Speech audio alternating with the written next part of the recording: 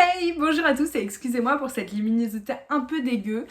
Il est 19h et je filme une vidéo. Voilà. J'avais cours jusqu'à 18h, j'avais pas de vidéo et elle doit être postée demain à 5h. Aujourd'hui, je vais vous parler du film Candyman de 2021 que bien évidemment j'ai vu il y a un petit moment maintenant au cinéma.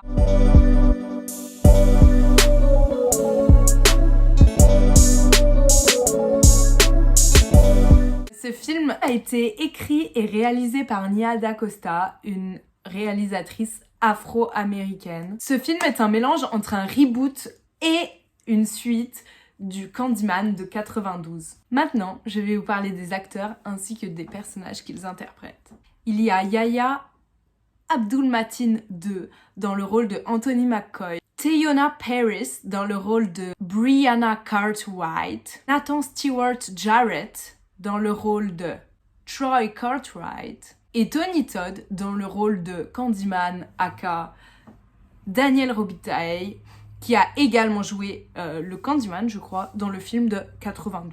Je vais vous lire le synopsis. Je n'ai aucun crédit pour ce synopsis, je l'ai juste pompé sur Allociné. D'aussi loin qu'ils s'en souviennent, les habitants de Cabrini Green, une des cités les plus insalubres en plein cœur de Chicago, ont toujours été terrorisés par une effroyable histoire de fantômes, passant de bouche à oreille, où il est question d'un tueur tout droit sorti de l'enfer, avec un crochet en guise de main, qui pourrait apparemment être convoqué très facilement par qui l'oserait, rien qu'en répétant son nom 5 fois devant un miroir.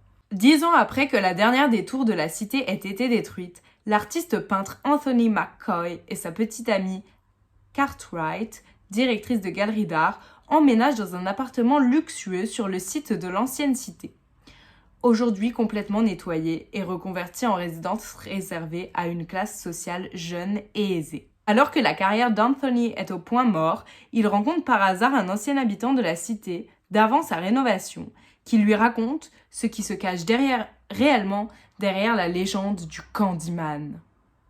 Désireux de relancer sa carrière, le jeune artiste commence à se servir des détails de cette macabre histoire comme source d'inspiration pour ses tableaux, sans se rendre compte qu'il rouvre la porte d'un passé trouble qui va mettre en danger son équilibre mental et déclencher une vague de violence qui, en se propageant, va le forcer à faire face à son destin. Déjà, je vais commencer par mettre une note sur 5 à ce film.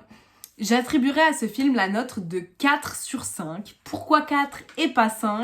On va le voir tout de suite. Je vais essayer de faire une review sans spoil ou sans de gros spoil. Ça va être compliqué, mais c'est parti. Pour moi, le plus de ce film, c'est que l'histoire est progressive. Il y a du suspense. Et je trouve que le suspense et même la storyline sont très bien amenés. Là-dessus, il n'y a rien à redire. Je m'attendais pas forcément à la fin, à certains retournements de situation. Et il y a la présence d'un mystère un petit peu autour donc de ce quartier. Il y a cette histoire de non-dit, mais également la représentation afro-américaine. Il y a une forte représentation afro-américaine dans ce film, de par le cast, car les personnages sont des personnages afro-américains. C'est un petit remake de l'histoire, car ces ghettos comme ça ont vraiment existé et bien évidemment existent toujours. C'est bien de mettre en avant aussi ce genre de sujet au cinéma.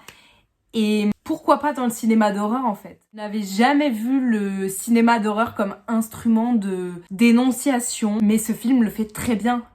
Et c'est ça vraiment que j'aime le plus dans ce film, c'est que ce film dénonce très bien la condition des Afro-Américains par le passé mais également dans le présent, dans la société américaine. Et bien évidemment, cette représentation afro-américaine n'est pas dégradante pour la communauté. Voilà, parce que ce film fait d'une autre manière aurait pu être dégradant. Ceci n'est que mon humble avis, vous pouvez ne pas être d'accord et d'ailleurs je vous invite à débattre dans les commentaires si vous avez vu le film. Moi j'aime bien voir aussi les avis des autres personnes, j'aime débattre. Le film est bien évidemment effrayant, donc si vous voulez passer une petite nuit chill, à avoir peur sous votre couette quand il sera sorti en DVD, ou bien je crois qu'il est encore au cinéma, donc si vous voulez passer une petite soirée effrayante, un petit date effrayant, n'hésitez pas à y aller. Ce qui est aussi cool, c'est que ce film casse le cliché du film d'horreur. La première personne à mourir n'est ni noire, ni une femme, il me semble. Dans nombreux films d'horreur, malheureusement,